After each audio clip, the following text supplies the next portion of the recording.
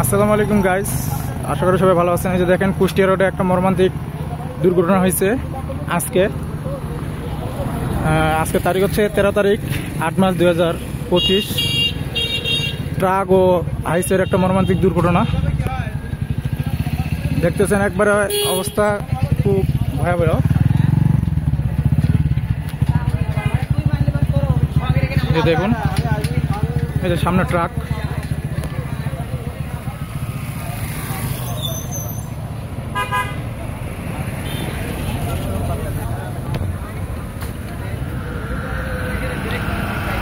এমন একটা দুর্ঘটনা হয়েছে যে ট্রাকের বাম্পার গুলো পর্যন্ত খুলে গেছে।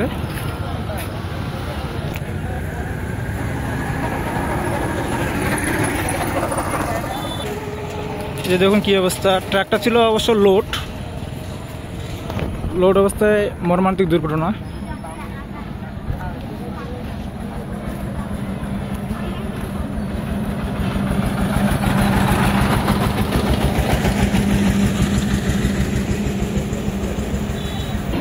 আচ্ছা ভাইয়া, বলো তো যে অ্যাক্সিডেন্টটা কিভাবে হয়েছে?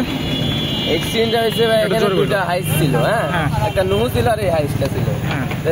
ধরেন নুহুটা, এই গাড়িটা ধরেন দুইটা ওভারটেক করার জন্যই পাল্লা দিছিল। নুহু গাড়িটা মাঝখানে ব্রেক করছে, আর এই ট্রাকটা ধরেন দাসুর থেকে এসে দূরে করে যাচ্ছিল রোডে। যার পরে যখন নুহু গাড়িটা ব্রেক মারে, তখন এই গাড়িটা বাড়ানোর জন্য সুযোগ, তখন নুহু গাড়ি টান দেওয়ার কারণে এই গাড়িটা মাঝখানে পড়ে যাওয়ার কারণে যে ট্রাকের টাঙ্কির সাথে ধরেন বাঁধিয়ে গেছে। বাঁধিয়ে যাওয়ার কারণে এই গাড়িটা যখন ভিতরে ঢুকে গেছে, এই গাড়িটা খাদে জাতে লাগার কারণে এই গাড়িটা তখন দেখছে সামনে খাদ না ঢোকাতেই, তখন যখন বামে কাটিছে বিমানশীল ভাঙি চাকা মাকা খুলে এই গাড়িটা দুইবার পৌঁছে।